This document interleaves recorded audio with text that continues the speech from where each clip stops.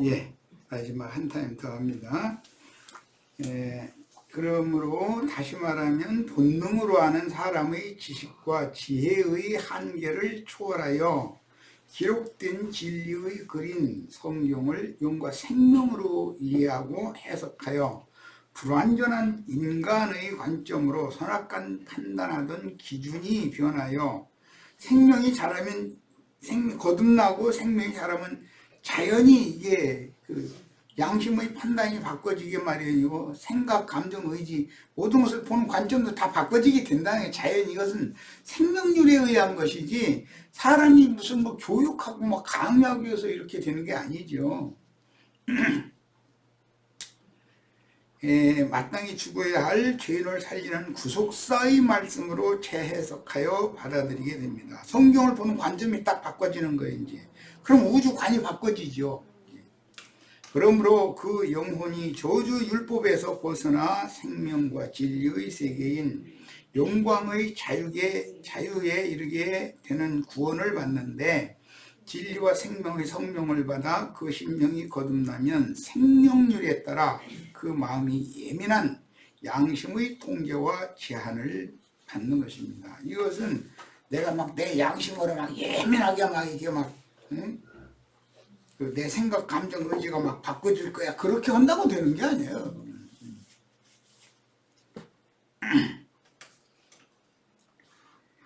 새 영과 새 마음이 임하면 내적으로 성령의 소욕과 육체의 소욕이 서로 대적하게 마련이며 결국은 육체의 욕심을 이루지 못하므로 육신의 생각이 영의 생각과 부딪히는 영적인 싸움을 경험하며 혼생명은 새 영에 의하여 변화되고 영의 생각이 혼생명을 이제 그 자라고 그러는데 각자의 자존심이라는 것을 영적 생명이 지배하게 된다는 거예요. 자기의 존재를 이렇게 높이고 막 많은 사람에게 막 자기를 이렇게 자랑하고자 하는 이게 욕심이라는 거예요. 욕심에서부터 게 비롯된 타락성이잖아요.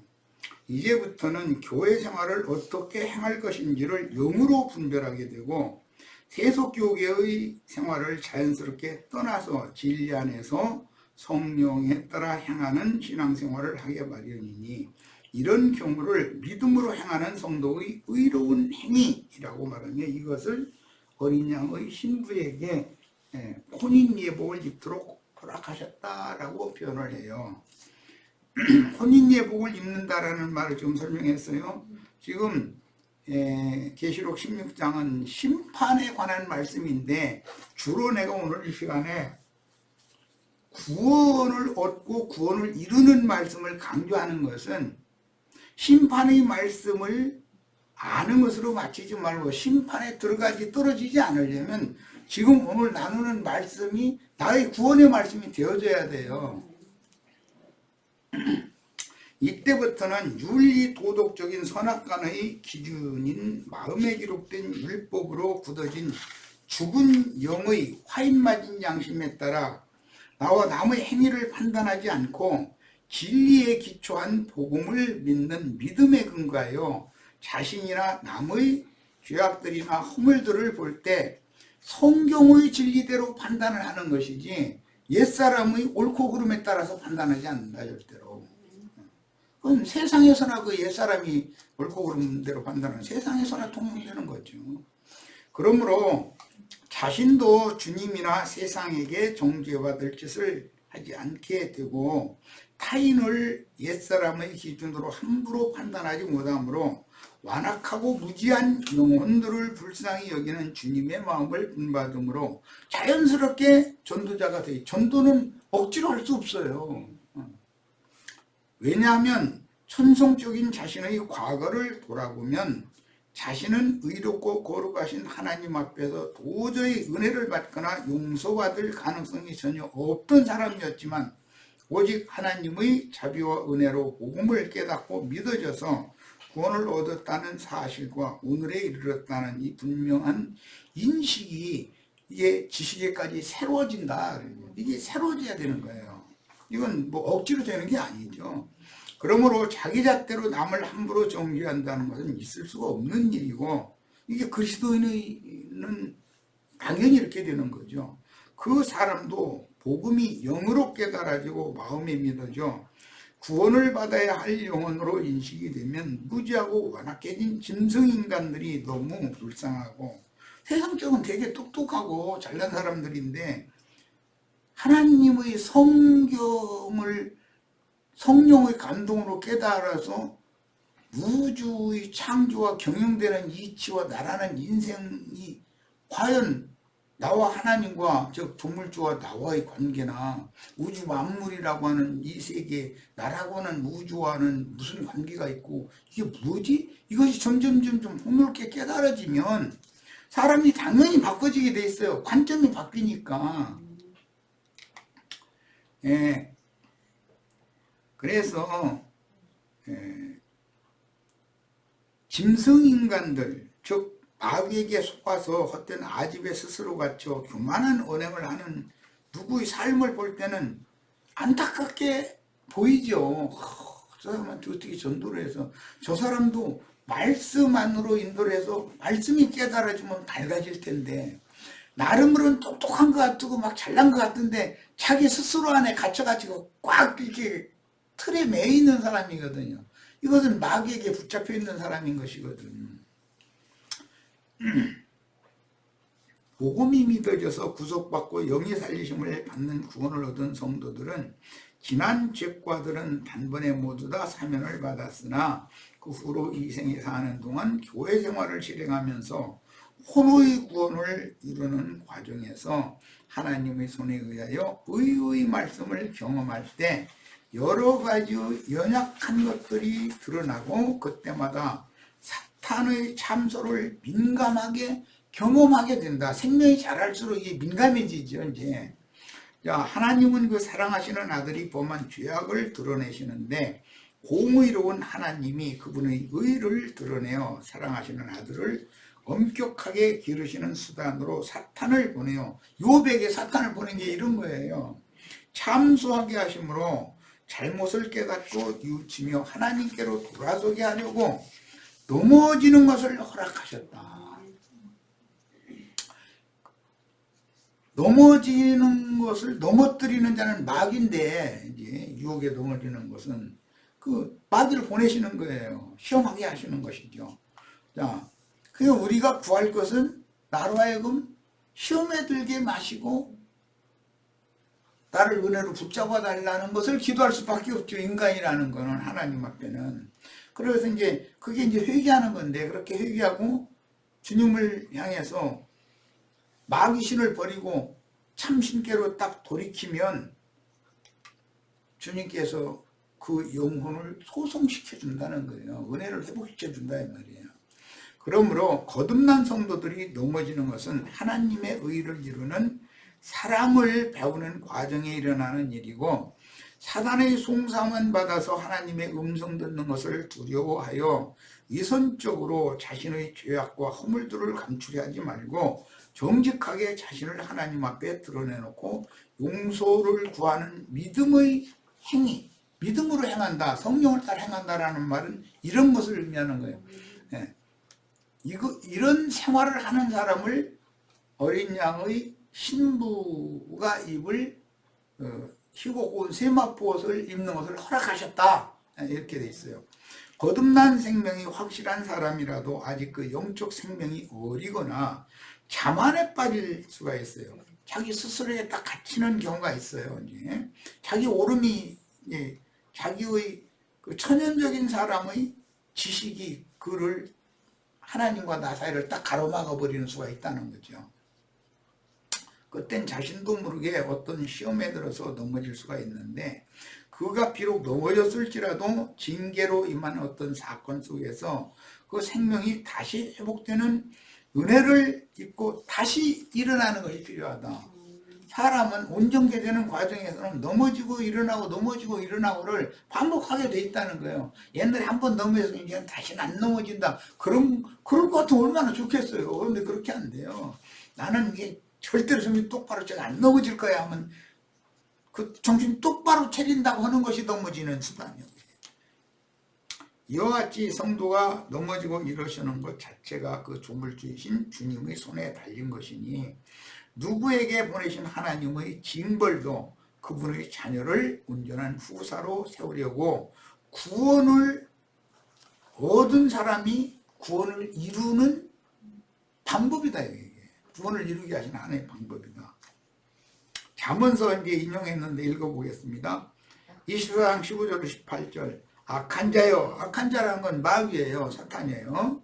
의인의 집을 엿보지 말며. 그래서 내가 이제 이 집이라고 할 때 개인적인 이 몸도 장막이라고 그러니까 집이라고 할 수 있지만 의인의 집이라고 할 때 여기서는 복수 형태로 이게 의인들이기 때문에 이걸 복수 형태로 보면 하나님 앞에 은혜를 입어서 의롭다 하심을 받은 영혼들이 모인 교회를 염두에 두는 말이라는 걸 알 수 있어요. 개인적으로는 나 자신이에요. 내 이 장막도 질그릇이 장막이라는 것도 거듭난 속사람은 이게 집이에요. 이게 양면이 있는 거예요. 그런데 이걸 엿보지 말아라. 엿보는 것은 죄가 사람을 쓰러뜨리려고 그 가인이 아벨을 죽이고자 하는 그 죄가 문 앞에 엎드려서 엿보는 거잖아요. 죄를 딱 봐가지고 자기의 의를 주장하려고 그러고 자기의 자존심을 내세우려고 그러면 아따 기회다 싶어요. 딱 달라붙어가지고서는 야 네 동생은 제사했는데 하나님 받아줘. 네 제사는 안 받았잖아. 너 성질도 안 나. 그러면 이제 자꾸 생각하면 아 이거 내 동생이 도저히 안 되고 미워서 못 살겠구만. 하나님 사랑은 나 혼자 받아야 되는데 말이에요. 동생놈한테 하나님의 사랑을 뺏기다니 해가지고 자기 아버지로부터 유업으로 받은 그 땅, 농사짓는 땅 들판으로 자기 동생 불러내가지고 거기서 돌 쫙 이렇게 뒤에다 감추고 있다가 동생 오니까 형님 웬일이에요? 그러니까 하고서 돌로 쳐서 죽여뜨리는 거잖아요. 참 너무 재밌어 그게 성경일로. 악한 자여 의인의 집을 엿보지 말며 그가 의인이 씨는 처소를 헐지 말지니라. 악한 자 마귀에게 구원의 도를 계시해 주신 믿음으로 구원을 얻은 성도들과 그들의 모임인 그리스도의 피로 사신 교회를 엿보지 말아라 라는 말인데, 개인적으로는 나 자신을 쓰러뜨리려고 마귀가 욥을 쓰러뜨리려고 이렇게 엿보고 있다가서 접근을 하는 것. 우리 뭐 요즘 욥 읽기 시작했으니까 그런 거 잘 알 수 있죠. 그건 이제 본인들이 다 체험을 할 수 있어요. 그 집을 헐지 말라고 하신 말씀은 성도의 교회는 항상 마귀의 시험을 받는다. 우리가 질그릇인 이 장막을 입고 있는 동안에는 항상 그 마음에서 마귀가 공중권세 잡은 악의 영들이 항상 은밀하게 활동을 하게 돼 있다는 거예요. 대저 의인은 7번 넘어질지라도 다시 일어나려니와 악인은 재앙으로 말미암아 엎드러지느니라. 악인은 악한 자에게 먹혀버린 사람이고, 의인이라는 것은 주님의 은혜를 계속 회복하는 사람이다. 넘어졌는데 또 은혜를 회복하고, 또 넘어뜨렸는데 또 회복하고, 이런 사람을 말한 거죠. 반면에 악인들은 하나님이 그 아들을 대속물로 보내어 대속제사를 이루신 사실을 끝내 받아들이지 않고, 이게 이제 오늘 읽은 말씀에도 어떤 자들 그런 심판이 집행되고 있는데도 끝내 회개치 않더라고 이렇게 돼 있잖아요.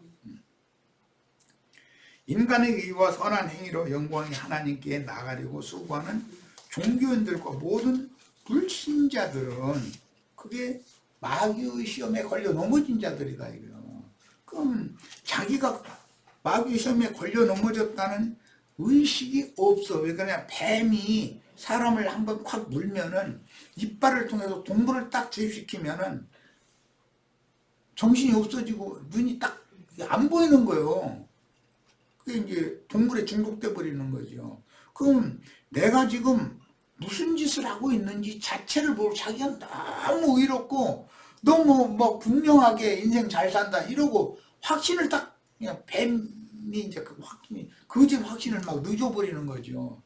그럼 뭐 다른 사람 정죄하기야 바빠 이제 그렇게 되면. 교회에서도 이게 완전한 구원이 확실한 사람이 아니면은 교회 지체들 누가 뭐 말하고 뭐 하면은 눈꼴 씌어서 보들 못해. 그런 사람 아직 그게 구원이 확실하지 않은 사람이거든. 은혜가 없다는 거예요. 자기 안에 갇혔다는 뜻이거든. 그게 마귀의 시험에 들은 거예요. 이제 중요한 말씀이나요. 어렵죠. 네 원수가 넘어질 때 악한 자의 원수는 의인이죠. 하나님 앞에 의롭다함을 받은 사람 7번 넘어졌는데 그래도 또 일어나는 사람 의인이에요. 네 원수가 넘어질 때 즐거워하지 말며 이건 이제 악한 자 보고 하는 말이에요. 그가 엎드러질 때 네 원수가 엎드러질 때 마음에 기뻐하지 말라. 마귀는 하나님의 아들을 넘어뜨려 놓고 나서 넘어지면 기뻐하잖아요. 그런데 너 내 아들 걸려 넘어지게 만들어 놓고 나서 너 기뻐해? 그 내 아들이 걸려 넘어져서 네가 송사하는 그대로 형벌을 그가 받아야 되는 것을 너한테 다 내가 갚아버릴 거예요. 이거예요. 하나님의 구원은 이렇게 하는 거예요. 최종적으로 뱀이 모든 하나님의 형벌을 뱀이 받지 사람이 받는 게 아니에요. 사실은. 이게 너무너무 놀라운 하나님의 구원 방법이에요. 여호와께서 이것을 보시고 하나님의 의롭다 하신 하나님의 아들을 넘어뜨려 놓고 나서 그것을 기뻐하는 그 악한 자를 보시고 기뻐하지 아니하사 그의 진노를 그에게서 넘어진 자에게 임할 진노를 그 사람에게서 옮겨가지고 넘어뜨리고 좋아하는 그 악인에게 다 쏟아 부어버린다는 거예요. 이것이 계시록 16장에 나오는 심판 이야기예요. 그러니까 이제 그런데 지금 오늘 우리는 구원에 관한 이야기를 나는 주로 많은 말을 했어요. 구원이 확실하면 심판과는 상관이 없죠. 그러니까 심판만을 자꾸 가르칠 필요가 없다고 생각해서 내가 이 구원에 관한 말씀을 많이 나눈 거예요. 오늘 로마서 14장 1절로 4절 믿음이 연약한 자를 너희가 받되 그의 의견을 비판하지 말라. 어떤 사람은 모든 것을 먹을 만한 믿음이 있고 믿음이 연약한 자는 채소만 먹느니라. 먹는 자는 먹지 않는 자를 없인 여기지 말고 먹지 않는 자는 먹는 자를 비판하지 말라. 이는 하나님이 그를 받으셨습니다. 믿음이 약한 자가 먹는 채소, 채식만 하는 것이 아담에게 주셨던 말씀이죠. 채소를 더 먹으라. 그런데 노아의 때 이후에는 고기도 먹으라 그러죠. 탄단한 식물도 먹을 수 있게 해주셔요. 이것은 이제 신약의 용어로는 광야에서 걷어다 먹는 만나만이 아니라 하나님의 낙원에 들어가는 권세를 주시는 감추인 만나. 이것은 하나님의 영광의 보좌 안에 있잖아요. 그것을 먹을 수 있는 사람이 돼야 된다는 거예요. 우리는. 자, 먹는 자는 먹지 않는 자를 없인 여기지 말고 먹지 않는 자는 먹는 자를 비판하지 말라. 그것은 사람이 자기 생각에 미치지 못하는 어떤 생각을 가지고서 누구를 가르치고 어떤 것을 사물을 보는 관점이 그렇다고 해서 자기가 그 사람을 분량이 따라가지 못해서 그 사람의 사고와 그 사람의 정신세계에 미치지 못해서 하면서도 자기 자긍하는 사람은 그 사람은 틀렸다고 생각하거든. 이제 얼마든 이럴 수가 있어요. 이것은 내가 아직 생명이 어리다라는 증거단 말이야. 남의 하인을 비판하는 넌 누구냐? 그가 서 있는 것이나 넘어지는 것이 자기 주인에게 있음에 그런 걸 보니까 욥이 사단의 시험을 받는 것은 하나님께 있는 얘기지 사탄에게 있는 것이 아니에요. 사탄은 다만 하나님의 종으로 욥에게 보냄받아서 그렇게 쓰임을 받을 뿐이지. 그 욥의 주인이신 여호와 하나님에 의해서 욥이 그런 시험을 당하는 거예요. 실제로는. 이런 것이 성경의 구원관을 이제 잘 정립해 주는 말씀이에요. 가장 의롭고 거룩하며 선하신 하나님은 옛사람들의 선행이나 의로운 행실로 인하여 하나님 앞에 떳떳하게 나오는 것을 받으시는 것이 아니다. 옛사람이 하나님 앞에 떳떳한 방법으로 나오는 것, 이것은 하나님은 절대 받으시지 않아요. 그때 그는 넘어지게 돼 있다는 거예요. 그때 하나님은 딱 쓰러뜨려 버리는 거예요. 다만 상한 심령으로 그 손에 어린 양의 피를 제물 삼아 나와 속죄하는 제사를 받으시는 것이므로 혹시 의의 말씀을 경험시켜서 자신의 연약함을 드러내셨고 사탄의 송사를 받을지라도 때를 따라서 돕는 은혜를 붙잡아야 된다. 하나님은 넘어졌을 때도 여전히 은혜가 역사해요. 섰는 줄 알고 있을 때도 은혜가 있어야 돼요. 사실은 자기가 선 줄로 알고 있으면 그때는 은혜에서 떨어진 상태거든. 그때 은혜가 있어야 돼요. 그럼 안 넘어질 수 있어요. 그런데 그냥 자신은 선 줄로 알고 뭐 그냥 자기 옳음과 선함과 자기 깨달음이 있다 해가지고 그냥 막 그런 거 그냥 막 주장하려고 이런 식으로 나가면 하나님이 그를 반드시 쓰러뜨린다는 거예요. 이런 것을 우리는 주님 앞에 사는 날 동안 어떠한 여러 가지의 방법으로 나도 모르게 시험이 오는 거예요. 그런데 내가 자긍할 때, 내가 이것은 확실하다, 이건 자신 있다 라고 하면 그게 쓰러지는 도구가 된다는 거예요. 이걸 꼭 명심하시기를 바라요. 인간의 범죄와 악행으로 나타난 흠결과 허물들은 오직 죄인을 긍휼히 여기시며 죄를 미워하시는 하나님의 용서를 통해서만 정결하게 되는 것이지 선악과를 먹은 인간의 관점으로 보는 선행이나 의로운 행위로 지난 죄과를 소멸시키고 의롭다 하심을 받는 것이 아니다. 그건 기독교계가 가르치는 건 전혀 그건 구원과 상관이 없는 거예요. 육체의 연속을 자꾸 반복시키는 거죠. 그런데 그건 약간은 유익이 있는 것 같아요. 그러나 도로 소용없어져 버리는 거야. 육체는 육으로 난 건 육이지 육이 영이 될 수는 없는 것이니까. 생명이 다른데 주님께서 목숨까지 바쳐 사신 내 영혼은 은혜와 긍휼의 그릇이지 정죄와 심판의 그릇이 아니므로 신앙생활 가운데 의의 말씀을 경험시키려고 넘어뜨림을 당했을 때도 사탄의 송사만을 받아들이지 말고 때를 따라서 돕는 주님의 은혜를 구하는 걸 잊지 말아야 돼요. 이것은 지식이 새로워져야 되는 거예요. 내가 시험에 넘어져 버렸네. 그러면 즉시로 은혜를 구해야 되는 것이지 사탄이 참소만을 자꾸 받으면 그는 못 일어난단 말이에요. 절대로. 그래서 성경에는 7번 넘어져도 나의 의인은 또 일어난다고 그랬잖아요. 믿음을 잃지 말고 은혜를 회복하여 믿음의 말씀으로 사탄의 송사를 물리치고 담대하게 일어나서 어린 양의 피를 들고 은혜의 보좌 앞에 다시 나가서 속건 제사를 다시 드리는 거예요. 해가지고 또 씻음을 받아야 돼. 그리고 다시는 죄의 유혹에 넘어지지 말도록 이김을 주시는 주님을 의지해야 돼요. 그런데 자기 자신을 의지하고 나는 이러니까 나는 이거 이겨낼 거야 이랬다가는 그 자체가 넘어지는 거다 이거예요. 그게 쓸데없는 시험을 불러들일 필요가 없는 거죠.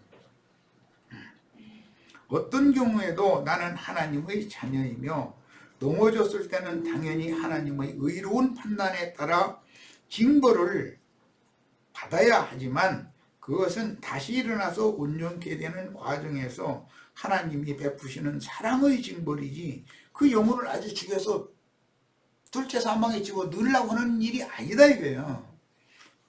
하나님이 자기 아들을 훈육시키고 교육시키는데 하나님 앞에 불순종하고 덤비려고 하는 속성이 이놈이 아직도 이게 안 꺾어졌구나 싶으면은 여러 가지 방법으로 결국은 무릎 딱 꿇고 눈물 흘리게 만드는 방법이 있다는 하나님은 기본적으로 항복하고 순종하는 법부터 배우는 거예요.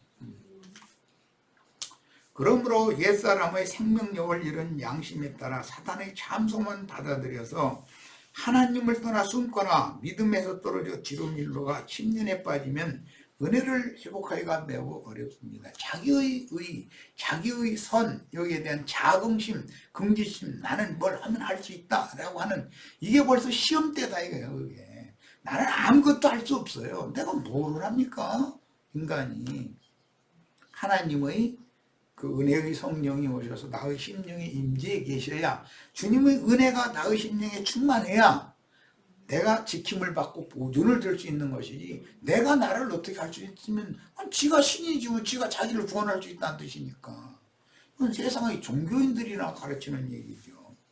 우리는 지체들이 혹시 넘어진 경우에도 불쌍히 여기고 짐을 서로 나누어지고 격려하며 덮어주고 가려주는 제사장의 직분을 행해야지, 누구의 흠결과 허물을 광포하며 기뻐하는 사탄의 자식이 되지 말아야 하는데, 자신이 구원을 얻고 오늘에 이른 것은 오직 주님의 은혜로 된 것이지 나의 공로가 아니다라는 것을 어떠한 경우에 잊어서는 안 됩니다. 우리는 성경이 말하는 옛사람, 즉 첫 아담에게 속한 흙사람과 둘째 사람인 그리스도 예수께 속한 새 사람을 구분할 줄 알아야 합니다. 그래서 사람을 볼 때 이제로는 육체대로 판단하면 안 돼요. 그의 마음속의 중심인 심령에 주님이 은혜의 성령으로 오셔서 임재해 계시느냐, 그분의 심령에서 주님이 떠나셨느냐를 보는 거예요. 사람을 판단할 때 이렇게 판단할 줄 알아야 돼. 자, 구속받고 영이 거듭난 새 사람들은 겉사람이 후패되어 낡아지고 없어져가는 동안 속사람은 날로 새롭게 되므로 성장하여 온전함을 이룬 장성한 자가 되는 것은 구속받고 거듭날 때 단번에 되는 것이 절대로 아니다. 구속받고, 즉 지난 죄과들을 용서받고 나서 성령으로 사람의 심령이 거듭난 이후에 임재사 은혜의 성령이 사람의 심령에 함께 계시면서 그 사람을 구원을 이루어 나가는 것이다 이 말이에요. 그러니까 나는 다 되었다, 나는 선자다, 이렇게 자긍심을 가지고 있으면 그게 시험된 거다. 만약 성도가 혈기와 육체의 정욕을 이기지 못하여 죄에게 져서 넘어지는 경우는 사탄이 주의 사랑하시는 성도의 실패를 근거로 의로운 말씀에 걸어 하나님께 송사하므로, 선악을 아는 지식에 따라서 너 넘어졌잖아, 지가 넘어뜨려 놓고 나서 거기서 거룩한 하나님의 말씀에 걸어서 참소를 하는 거예요. 그럼 그걸 받아들이면 안 된다 이거 절대로. 그래, 내가 넘어진 건 사실이고 네 앞에 내가 지금 부끄럼 당하는 건 사실이지만 나는 주님께서 나를 의롭다 하신 확실한 증거가 있다. 네가 무엇이 의로운데? 그럼 내가 의로운 게 아니라 가장 의로우신 예수님이 나를 당신의 것으로 사셨다. 당신이 피값을 줘서 나는 주님의 것이 너와는 상관이 없다 하고 딱 이게 거부할 줄 알아야 된다는 거예요. 그럼 이제 사람들은 인간이 철면피대라는 말이네. 예, 그런 면에서는 철판 두껍게 까는 게 좋아요. 그때는. 왜? 사람의 구원이라는 것은 사람의 어떤 행위에 따라서 번하는 게 아니라, 사람이 하나님의 은혜를 구할 때 은혜의 성령이 그 사람의 심령에 그리스도의 은혜가 함께 계시면 그거는 세상에서도 또 일어난다 이거예요. 세상에서도. 사랑하시는 자녀가 넘어지면 하나님께서 죄인된 사람을 사랑하신 기쁘고 선하신 뜻이 사탄에게 해방을 받게 되므로 죄인된 사람을 사랑하여 그의 모든 죄와 허물들을 용서하시고 마귀를 정죄하신 하나님을 난처하게 할 수가 있다. 이게 이제 다윗이 그랬죠. 나단 선지자가 하나님 앞에서 당신이 받은 하나님 은혜와 사랑이 얼마나 큰데 사탄에게 하나님 앞에서 참속거리를 당신이 줬잖냐. 그 하나님 입장이 얼마나 난처하냐 이거예요. 하나님은 한편으로는 다윗의 번제를 엄격하게 치리하는 징벌을 내리셨고, 아들의 반역에 동조하는 자들을 쓰셨지만 다윗에게 의의 말씀을 경험시킨 후에는 다윗을 징벌하는 몽둥이로 쓰신 사울 가문이나 아비의 침상에 오른 반역자 무리를 공의로 심판을 하셨어요. 근데 이게 하나님의 구원은 하나님이나 행하는 것이다. 다윗이 내가 발버둥 친다고 응? 다윗이 되는 것은 아니잖아요. 우리는 하나님의 사랑하시는 아들에 대한 징벌과 대적자들인 사탄의 사자들을 징벌 도구로 사용하신 후에 하나님의 공의에 따라 심판하여 멸망시킨 양면을 정확하게 깨달아야 합니다. 나에게도 사탄을 보내서 징벌을 가실 수 있어요. 그러나 이건 죽으라고 그러는 것은 아니다 이거예요. 피로 일단 사셨다는 그런 믿음이 확실히 있다면 말이에요. 그러니까 중요한 것은 어떤 상황에서도 믿음을 잃지 말아야 되는 것이죠. 개인적인 징벌과 심판은 그분의 왕국에 대한 징벌과 이스라엘 왕국의 징벌 도구인 아수르나 바벨론, 메데파사, 헬라, 로마라는 이스라엘의 주변 강대국들을 최후로 심판하신 역사는 주님의 교회를 길러서 후사로 삼으시는 도구로 세상 교계와 세상 나라를 주님이 쓰시는 것에 대한 그림자가 되는 것이다. 하나님은 아들을 온전한 자로 구원을 이루게 하시기 위해서 사탄을 얼마든지 쓰시는 거예요. 빛의 천사만 쓰시는 게 아니다 하는 거예요. 사탄도 쓰셔야 된다는 거죠.